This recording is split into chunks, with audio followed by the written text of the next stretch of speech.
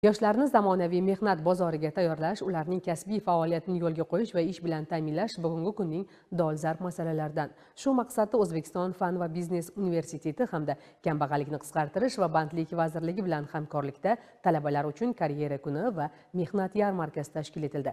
Mazkur tadbirda 100 ga yaqin yirik korxona va tashkilotlar ishtirok etib, o'zlarining mavjud bo'sh ish o'rinlarini taqdim etdilar.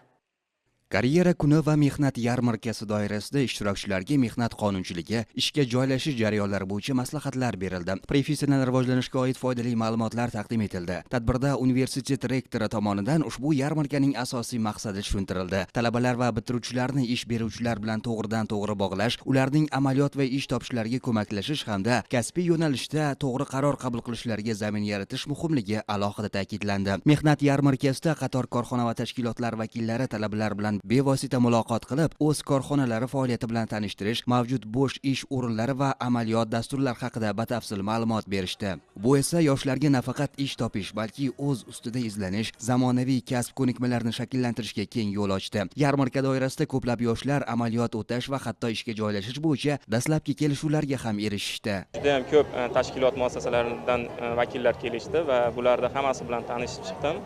O'zimga harbiy soha juda ham ma'qul keldi. Vakillardan o'zimga kerakli ma'lumotlarni oldim. Kelajakda shu harbiy sohada vatanimizga kerakli bir inson sifatida faoliyatimni olib bormoqchiman. Bugungi mehnat yarmarkasida talabalarimiz tomonidan qiziqtirilgan harbiy xizmatga qabul qilish talablari, shartlari, harbiy xizmat tushunchasi haqida to'liq ma'lumotlarni talabalarimizga yetkazdik. Istak bildirganlar haqida o'sha onlayn tarzda murojaat qilish tartiblarini yana bir qator tushuntirib o'tdik. Albatta, UBS universitetda tahsil olib turib, o'zini mutaxassisligidan kelib chiqib, harbiy xizmatga ishtiyoqi bo'lgan talabalarimizni onlayn tarzda murojaat qilish orqali ishga qabul qilishimiz mumkin.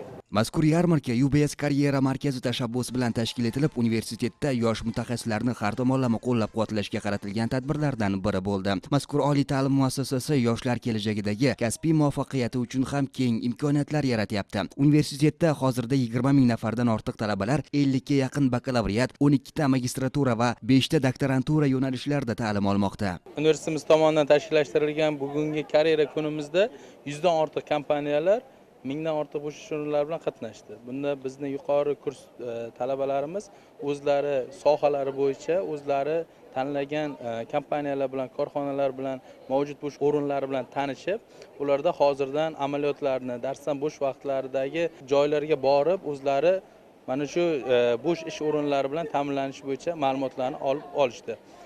O'ylaymanki, bu tadbirlar bizni bitiruvchi talabalarimizni kelajakda o'zlarini yo'nalishlari bo'yicha mos ish o'rinlarini topishida yordam beradi. Shuningdek, UBS universiteti dunyoning yetakchi oliygohlari bilan hamkorlik aloqalarini yo'lga qo'yib, talabalar uchun qo'shimcha dasturlar, amaliyot va karyera yo'nalishidagi almashinuv imkoniyatlarini ham taqdim etmoqda. Tashkil etilgan karyera kuni mehnat yarmarkasi esa ushbu sa'y-harakatlarning amaliy ifodasi bo'lib, UBS talabalarining kelajakdagi muvaffaqiyatli kasbiy faoliyatlariga yo'l ochishda muhim bosqichlardan biri bo'ldi.